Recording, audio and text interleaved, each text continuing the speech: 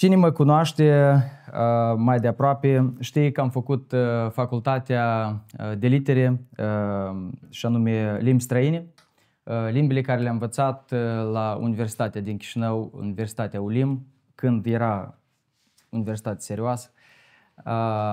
După ce m-am dus eu, cam și-o făcut de cap. Am învățat limba engleză și limba spaniolă. Aș vrea să vă spun mai multe lucruri în spaniolă. Nu cred că voi reuși. Și voi lăsa asta aici. Ceea ce am întâlnit într-una din orele la spaniolă era un text cu un titlu interesant. Titlul era "¿Qué pasa con este mundo?" "Qué pasa", cred că majoritatea înțelegem ce este. Ce se întâmplă sau ce s-a întâmplat cu lumea aceasta? "Qué pasa con este mundo?" Ce este în regulă cu lumea aceasta? Voi deja ați spus foarte multe lucruri. Am făcut un brainstorming și am spus cam cum credem noi fiecare care este una din problemele importante ale lumii. Noi trăim în țara Moldova și în Moldova avem probabil și alte probleme în afară de cele care sunt la nivel mondial. Aceste probleme nu sunt mici, aceste probleme într-adevăr ne împing într-o anumită decizie în viață, într-o anumită hotărâri pe care noi le facem, atitudini, felul nostru de a trăi. Pentru mulți, problema cea mai importantă este o problemă financiară. Și am putea spune că parcă toată lumea simte lucrul ăsta. Totuși nu toată lumea. Sunt locuri unde problema financiară nu este la fel ca în Moldova. Ca și popor, și probabil voi o să înțelegeți lucrul ăsta, o să fiți de acord cu mine, este o mare migrație în alte țări în ultimii ani, pentru că oamenii doresc să facă o schimbare în viața lor, dar schimbarea lor care vor să o facă, totul gravitează în jurul banilor. Totul gravitează în jurul condițiilor mai bune de trai. Foarte mult lume care au plecat peste hotare și s-au stabilit acolo cu traiul, în discuție cu ei, spun că mâncarea nu e aceea ca Moldova, că acolo nu poți face un barbecue atunci când vrei, că acolo nu poți să te întâlnești așa de des cu prietenii sau cu familia să ai vacanțe diferite. Sunt așa multe lucruri care nu le plac acolo și totuși, pe de o parte, îndură foarte, foarte multe lucruri doar din singurul motiv că din punct de vedere material este mai bine. Au valorificat viața lor în două categorii. Categoriile foarte faine și chiar sufletești și categoria de ordin material. În Nisporeni, Andrei, dacă tu ai să mă ajuți, în anii recenți acum, undeva vreo jumătate de populație, 50%, sau cât era plecați.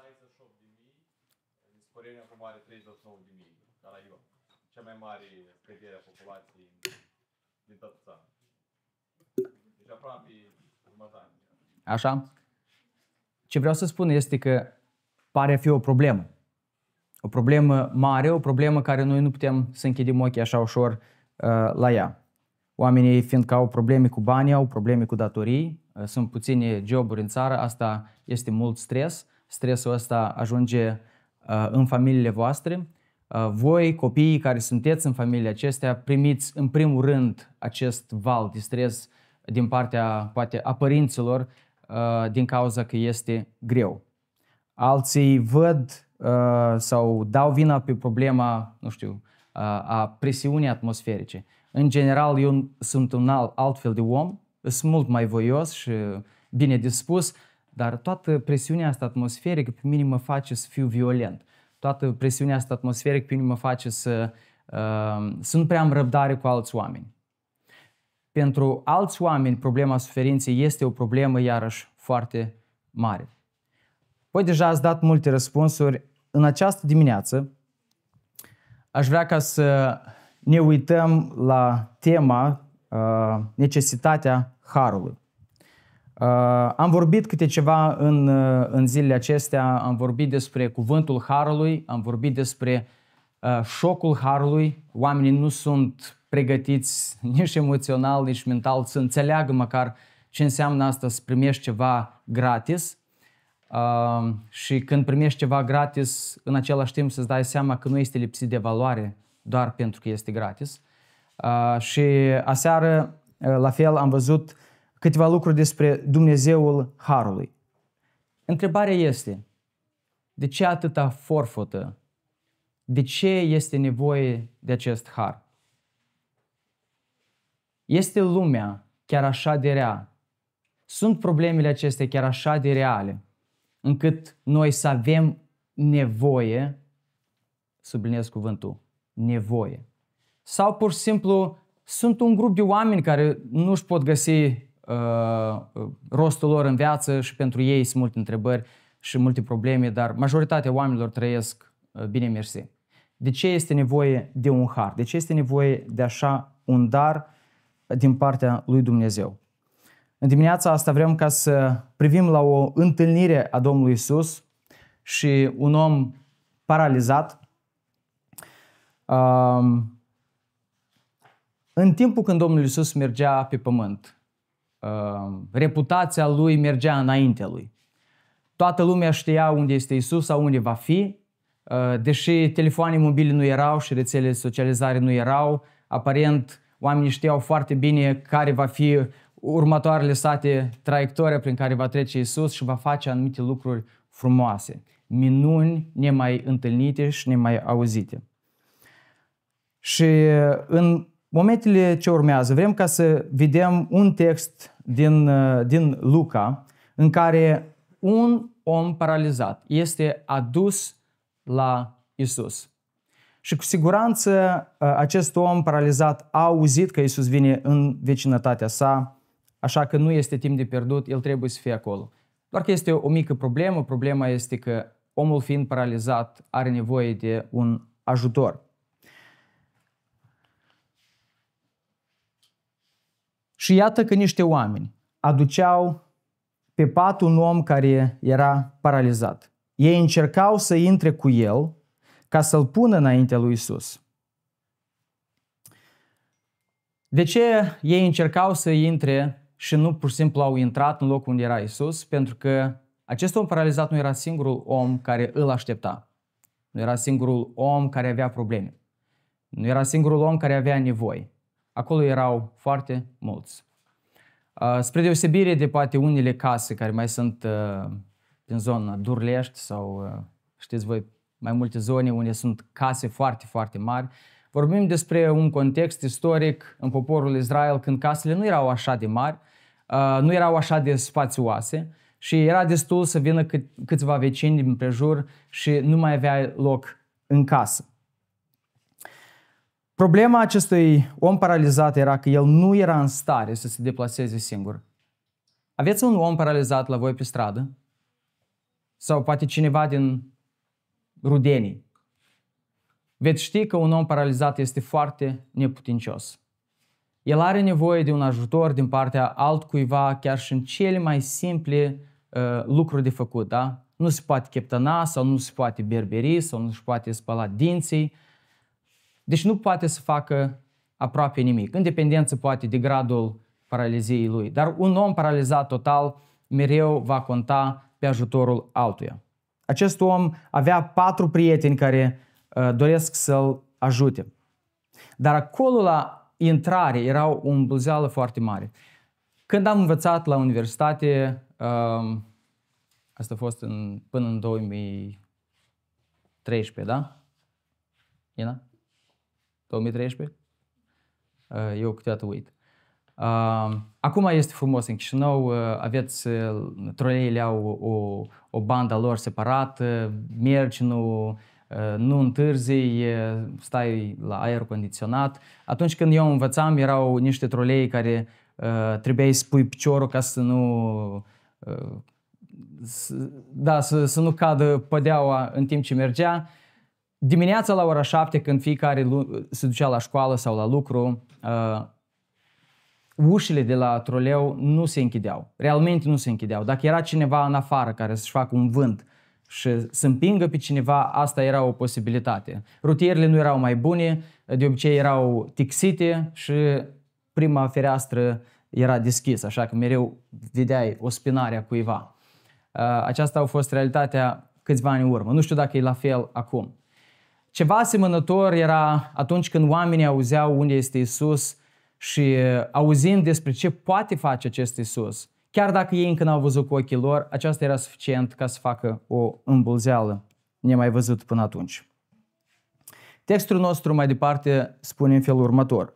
Dar fiindcă n-au găsit cum să-l aducă înăuntru din cauza mulțimii, s-au urcat pe acoperișul casei și l-au coborât cu patul printre cărămizi în mijlocul mulțimii înaintea lui Isus.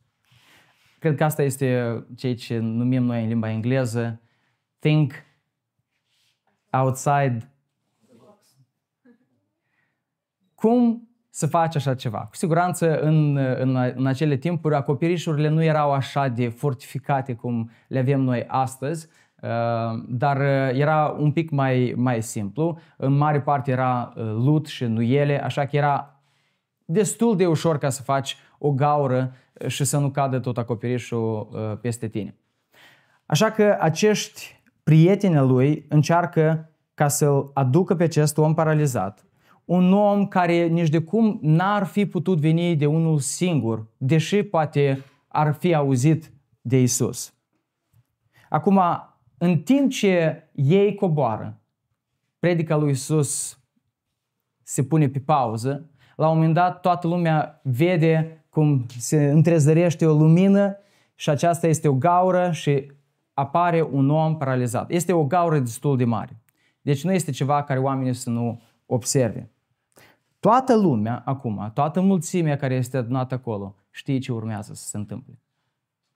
Ei au mai văzut, unii dintre ei au venit poate din alte sate și vor să mai vadă ce va face Isus. Ce minune va mai face. Toată lumea știe, acesta este un om paralizat. Nevoia lui evidentă este că el trebuie să fie vindecat. Toți stau și așteaptă. Ce este interesant cu privire la acest lucru este felul de a analiza situația și felul de a analiza care sunt nevoile și problemele și dacă evaluarea aceasta noastră este una corectă sau nu. Ei cu toții s-au așteptat la unul și același lucru, că Domnul Iisus, văzându-l, deodată îl va vindeca. Și ceea ce urmează este interesant. Versetul 20. Văzând Iisus credința lor, a zis, omule, păcatele îți sunt iertate. Eu am întâlnit oameni care vorbești și la un moment dat spun o propoziție care nu are nimic în legătură cu ce ai vorbit până acum. Ați întâlnit așa oameni? Aparent, Iisus pentru unii cam așa a sunat. Vine un om cu o problemă evidentă. Trebuia să fii orb ca să nu o vezi. Și primul lucru pe care Domnul Iisus îl spune este, omule, păcatele îți sunt iertate. Păcate? Păcatele îți sunt iertate? Eu am venit aici ca să capăt o vindecare. Eu sunt un om paralizat din naștere. Eu m-am săturat în fiecare zi să mă tot chinui sau să întreb pe cineva, ca cineva să mă ajute pe mine. Eu am venit pentru altceva. Aparent, păcatele îți sunt iertate. Nu pentru aceasta a fost adus acest om. Într-un alt colț, era un grup întotdeauna care era cu paparații. Și aceștia erau farisei și cărturari. Ei trebuiau să vadă ce face Iisus în orice instanță ca să-i arate ce n-a făcut El cum trebuie. Sau ce am fi făcut noi. Sau ce ar fi făcut poate prorocii din vechime. Și Iisus vine și face lucruri care nu sunt după modelul lor de a proceda. Ei stau dintr-o parte și se gândesc, ni s-a părut nouă sau El a spus păcatele îți sunt iertate. Cărturarii și farisei au început să-și zică, cine este acesta care rostește blasfemii? Cine poate ierta păcatele în afară de singurul Dumnezeu. Ce este o blasfemie? O blasfemie este o insultă. Poate să fie o insultă directă sau indirectă la adresa lui Dumnezeu, la adresa caracterului lui Dumnezeu, naturii lui Dumnezeu sau acțiunilor lui Dumnezeu. Ei au văzut ceea ce Iisus a spus ca o blasfemie, pentru că cel care spune păcatele sunt iertate ar trebui să fie cine? Dumnezeu. Nimeni dintre noi nu poate să se joace de-a Dumnezeu. Păcatele sunt iertate. Știu că ai făcut multe azi, Andrei. Dar ești iertat.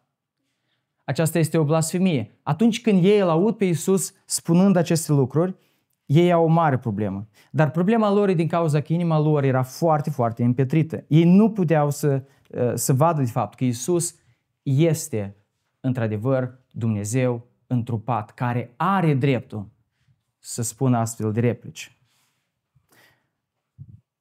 Atunci Iisus mai departe, ca să dovedească acest lucru, El întreabă.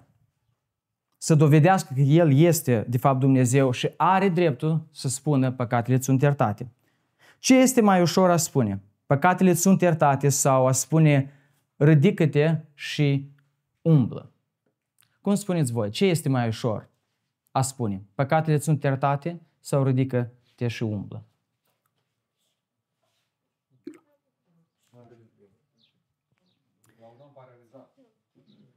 Dacă noi spunem, sau dacă Iisus a spus, păcatele sunt iertate, sau dacă cineva spune, păcatele sunt iertate, este mult mai ușor să spui acest lucru. De ce? Pentru că nu este ceva verificabil și vizibil. Nimeni dintre noi am putea spune, păcatele sunt iertate, dar nimeni nu are cum să verifice dacă acest lucru într-adevăr este așa. Nimeni nu poate să se uite în inima omului sau să vadă într-o realitate spirituală dacă păcatele într-adevăr sunt iertate. Până la urmă, fiecare ar putea pretinde. Da? Tu ești iertat, fiul meu, tu ești iertată, fiica mea, sunteți iertați cu toții, mergeți în pace. Este mult mai greu să spui ridică-te și umblă. Pentru că atunci acea persoană ar trebui în mod vizibil să se ridice și să umble. Și astfel poți să vezi dacă cuvintele au putere. Și Domnul Iisus spune, dar ca să știți că Fiul omului are pe pământ autoritatea de a ierta păcatele, ție îți spun, i-a zis el, celui ce era paralizat, ridică-te, ia-ți patul și du-te acasă. Atunci când Domnul Iisus a rostit aceste cuvinte și El s-a ridicat, atunci toată lumea a înțeles că El are puterea să ierte și păcatele. Dacă acel om s-a ridicat, un om care era neputincios, un om care era paralizat și prin puterea cuvintelor lui Hristos, El s-a ridicat, aceasta validează și confirmă încă o dată că El are puterea și autoritatea ce să facă? Să ierte păcatele. Acest om a venit la Domnul Iisus pentru o nevoie evidentă. Aceasta era o vindecare trupească. Prin harul lui Dumnezeu, El a primit această vindecare trupească. Dar prioritatea lui Iisus Hristos nu a fost ceea ce este vizibil pentru om, dar problema mai adâncă care o avea. Acest lucru este foarte important pentru noi. Foarte mulți oameni în timpul Domnului Iisus Hristos mergeau de urma Lui pentru că aveau ceva de câștigat. Odată erau mulți oameni care au fost hrăniți și mergeau de urma Lui, poate El va mai face o mulțire de pâini sau de pești. Alți oameni au fost eliberați de duhuri necurate. Fiecare umbla după Iisus nu pentru problema reală, adâncă pe care o aveau ei în inimile lor, dar pentru ceva evident și vizibil, ceva din afară. Dragii mei, noi nu ne diferențiem foarte mult de acești oameni. Majoritatea dintre noi, atunci când este foarte, foarte greu, parcă ne înclină să poate citim Biblia, poate să ne ducem la biserică, poate să punem o lumânare, poate să încercăm să postim măcar o săptămână, sau cel puțin când ne ducem la Linela să luăm ceva de post. Acestea sunt din partea noastră tot încercări de a ne rezolva problemele noastre. Dar în același timp îl căutăm pe Dumnezeu doar pentru ceea ce nouă ni se pare că este problema. Pentru nevoia care nouă ni se pare într-un mod evident și vizibil că ar fi problema. Dar problema este mai adâncă. Indiferent de câți oameni bolnavi ați văzut sau care a fost gradul bolii cuiva, fie că este un handicap, fie că un diagnostic de sănătate mentală, oricare ar fi fost, problema cea mai profundă este problema păcatului.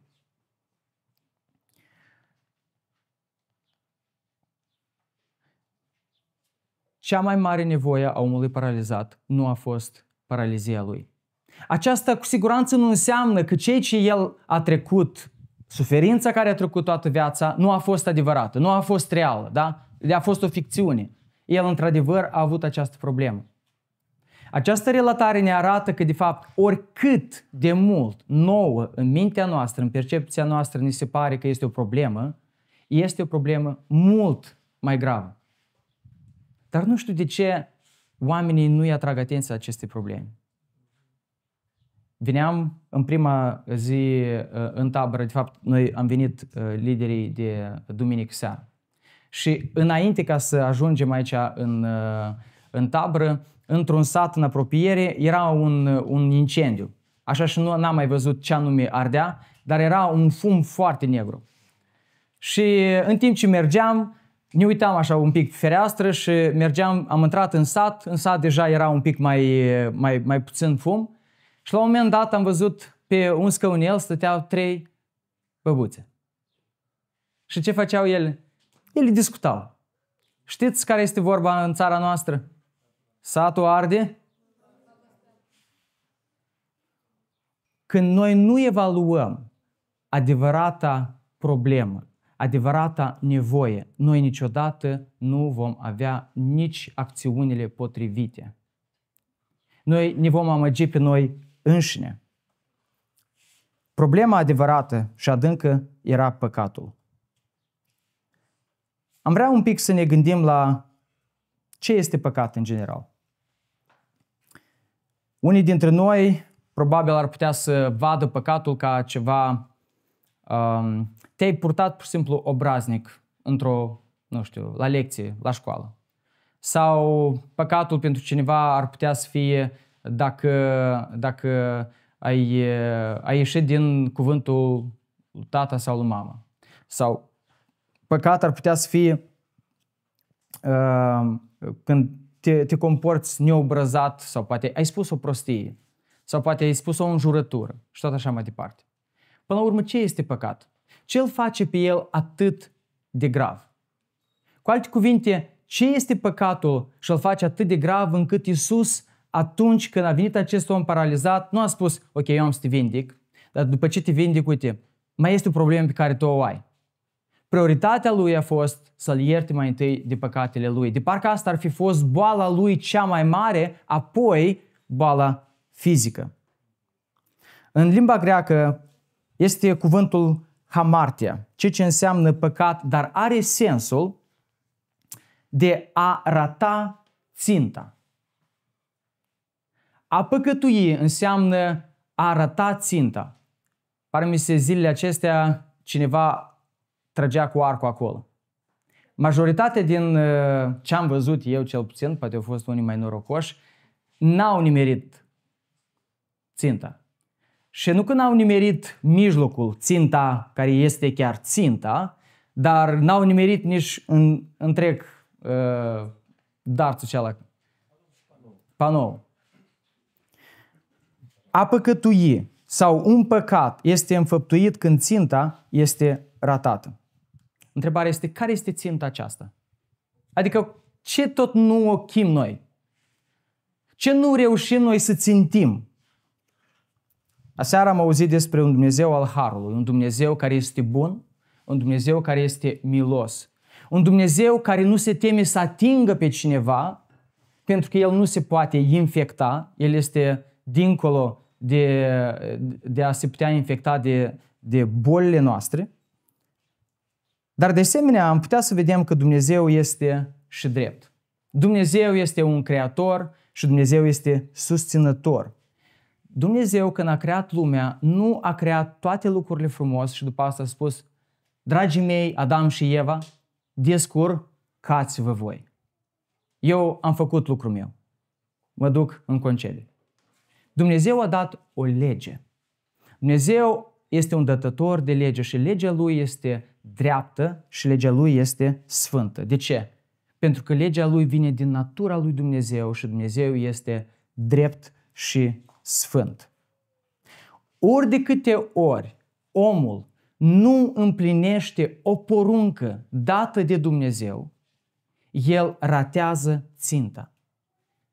Ținta este să împlinești porunca lui Dumnezeu. Ținta este să împlinești legea pe care a dat-o ca și standard pentru toți oamenii. Legea lui Dumnezeu nu este opțională. Cerințele lui Dumnezeu nu sunt opționale pentru că la un moment dat tu te gândești: păi asta e pentru creștini, pentru că ei cred în Dumnezeu, dar fiindcă eu nu cred în Dumnezeu, asta cumva schimbă realitatea? Realitatea nu se schimbă. La fel cum astăzi oamenii încearcă să schimbe realitatea că ei sunt sau bărbat sau femeie sau pisică sau câine, poți să fii în iluziile tale personale. Aceasta este o boală de care este nevoie iertare și să vii la Hristos pentru ea. Dar cu siguranță noi nu putem să ignorăm realitatea. Dragul meu, un lucru important este să înțelegem că nu contează cât de aproape am fost noi de țintă. Ținta este aici. Orice mai puțin decât perfect nu este țintă. Dumnezeu este perfect în toate. Dumnezeu nu merge la compromis. Haideți să nu trăim cu iluzia că noi suntem undeva aici. Foarte aproape am fost. Mai seara trecută am sărit, eram ca 3 centimetri de la săritura cea mai mare. Mi-a mai trebuit, o să dați bacul sau ați dat bacul, mi-a trebuit 2 puncte ca să am nota 9. Și n-aveți de unde scoate. Altcineva spune: mi-a trebuit încă 1 punct ca să am notă trecătoare. Așa că nu contează cât de aproape ești de țintă. Dacă nu este în țintă, ai ratat. Și acesta este un păcat. Dumnezeu este drept. El este 100% drept. Deci nu poate Dumnezeu să se mulțumească cu performanța ta de 99,9, ceea ce este la noi în țară când cumperi dezinfectant, da? Ți ajunge un 0,1 și COVID-ul e a tău. Nu putem ca prin performanța noastră de aproape să-L mulțumim pe Dumnezeu. Noi trebuie să înțelegem: Dumnezeu este un Dumnezeu drept. Compromisuri nu sunt. Standardele sunt înalte. Dar Dumnezeu care este drept este un Dumnezeu și sfânt. Da? Avem un Dumnezeu drept și sfânt. Astăzi mulți când se gândesc la sfințenia lui Dumnezeu ar putea încerca un pic să dea o definiție la ce înseamnă că Dumnezeu este sfânt. Unii ar spune: Dumnezeu este curat, Dumnezeu este poate perfect, Dumnezeu este pur, da, în lucrurile pe care le face. Și aceste lucruri nu sunt greșite, ele într-adevăr sunt așa. Dar Dumnezeu este mult mai mult când noi spunem că Dumnezeu este drept. Dumnezeu este separat de orice vedem noi. Dumnezeu nu este în creație, El nu este ca și creația, El este separat. Dumnezeu este superior. Dumnezeu este altfel. Noi ne-am învățat ca și oameni, fiind mereu schimbători, să facem anumite lucruri, să nu le facem și să ne schimbăm părerea de 100 de ori pe zi. Și noi vrem să-L facem pe Dumnezeu ca și noi, pentru că e mult mai ușor să colaborezi cu un astfel de Dumnezeu. El ar înțelege că suntem asemenea. Dumnezeu este sfânt. Dumnezeu este dincolo de limitele și normele obișnuite. Dumnezeu este transcendent. Dumnezeu este superior. Unul din teologi care vorbea despre atributele lui Dumnezeu sau calitățile de caracter al lui Dumnezeu spunea în felul următor. Cred că cel mai greu lucru pe care îl putem înțelege din punct de vedere intelectual despre Dumnezeu este infinitatea Lui. Dumnezeu. Însă poți vorbi despre infinitatea lui Dumnezeu fără să te simți un vierme. Dar atunci când vorbești despre sfințenia lui Dumnezeu, nu întâmpini doar problema înțelegerii intelectuale, adică că noi nu putem cuprinde cu mintea noastră ce înseamnă Dumnezeu este sfânt, ci și pe cea a josniciei personale, care este aproape prea greu de suportat. Te gândești la Dumnezeu, e atotputernic și îți dai seama că nu ești atotputernic. Totuși, când vorbești despre sfințenia lui Dumnezeu, nu poți să nu te gândești la murdăria personală a vieții tale, a gândurilor tale, a minții tale, a inimii tale. Oamenii tind să aibă sentimente confuze cu privire la sfințenia lui Dumnezeu. Pe de o parte, ea provoacă un fel de atracție. Și aceasta este adevărat. Pentru că trăim într-o lume atât de murdară și atâtea multe probleme și compromisuri, atunci când vedem ceva frumos și nobil, ceva care nu am mai văzut, te atrage. Toți oamenii care nu le place să facă curățenie, ce le place lor? Să fie curat. Chiar dacă nu-ți place să o faci, ți-i plăcut când intri într-o casă și este curat. Și aerul e proaspăt. Pe de o parte, sfințenia lui Dumnezeu ne atrage. Pe de altă parte, când înțelegem cât de separați suntem de Dumnezeu din cauza păcatului și a murdăriei noastre, tendința este să fugim de Dumnezeu. Atunci când Adam și Eva au păcătuit în grădina Edenului, în fiecare zi înainte de asta, ei aveau o comuniune, o părtășie cu Dumnezeu, o comunicare cu Dumnezeu. Atunci când ei au păcătuit, ce au făcut? S-au ascuns. Dragul meu, atât timp cât îți îmbrățișezi păcatul tău, nu vei fugi la Dumnezeu. Vei fugi de Dumnezeu. Păcatul din noi ne face ca să fugim de sfințenia lui Dumnezeu, pentru că noi înțelegem că dreptatea lui Dumnezeu și sfințenia lui Dumnezeu ne va judeca. Biblia descrie păcatul în diferite feluri. Una din ele este o povară care este prea grea pentru ca să o poți purta. Un alt fel de a descrie păcatul este ca un lanț în care ești legat și nu te poți elibera pe tine însuți. Este ca o pată care nu poți spăla. Majoritatea dintre noi poate ne-am chinuit să spălăm anumite pete de pe haine. Păcatul este o pată pe care nu o poți spăla indiferent de ce ai face tu. Păcatul este o datorie pe care niciodată în viața asta și nici după viața asta, în veșnicie, în iad, nu vei putea să plătești datoria păcatului tău.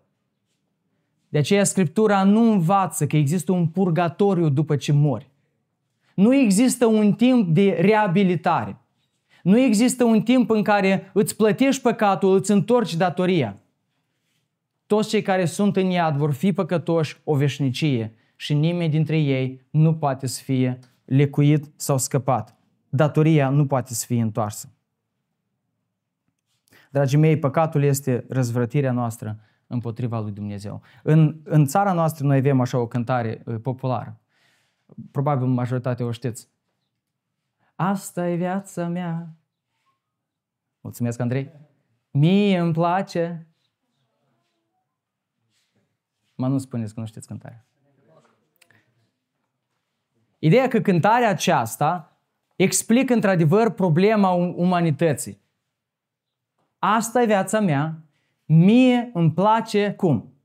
Așa. Aceasta este rebeliune împotriva lui Dumnezeu.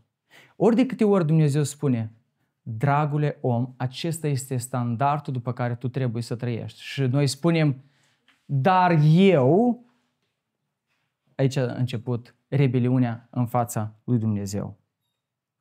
Biblia spune foarte clar, omului este rânduit să moară o singură dată, iar apoi vine judecata. De ce vine judecata? Pentru că Dumnezeu care a dat legea este judecătorul suprem. Și Dumnezeu când judecă nu poate să fie un judecător uman care este sau merge la compromis cu păcatul. Dragul meu, păcatul este rădăcina tuturor relelor care există în lume. Păcatul este rădăcina lăcomiei și rădăcina urii dintre oameni. Păcatul este rădăcina care stă la bază războiului despre care voi vorbeați. Lumea noastră în întregime este plină de păcat. Păcatul nu este afară, nu știu unde. Păcatul este în noi. Ce înseamnă asta? Asta înseamnă care e problema? Păcatul, sigur. Dar unde este păcatul? În mine. Care este problema cu lumea noastră, dragii mei? Haideți să fim sinceri și consecvenți. Care este problema cu lumea aceasta? Problema sunt eu. Realmente problema sunt eu. Omul nu păcătuiește pentru că a avut o circumstanță cumva care l-a făcut să păcătuiască. Omul păcătuiește pentru că el este deja păcătos. În natura omului el este deja păcătos. Un pom care este rău, un copac care este rău, prin natura lui el nu poate să dea un rod bun. Degeaba te aștepți la astfel de lucruri. Deci este o problemă din interiorul nostru. Acum, nu e așa că pare ca să fie destul de negativ. Adică eu sunt chiar așa de rău? Adică toată lumea este cu talpele în sus doar din cauza mea? Dar tocmai aceasta era problema fariseilor. Atunci când tu te vei compara cu alți oameni, s-ar putea să ieși într-o lumină mai bună. Atunci când tu stai față în față cu Dumnezeu și cu legea Lui sfântă și dreaptă, un standard înalt, atunci fiecare dintre noi, nimeni nu va putea să stea cu capul sus și să spună eu am nimerit ținta.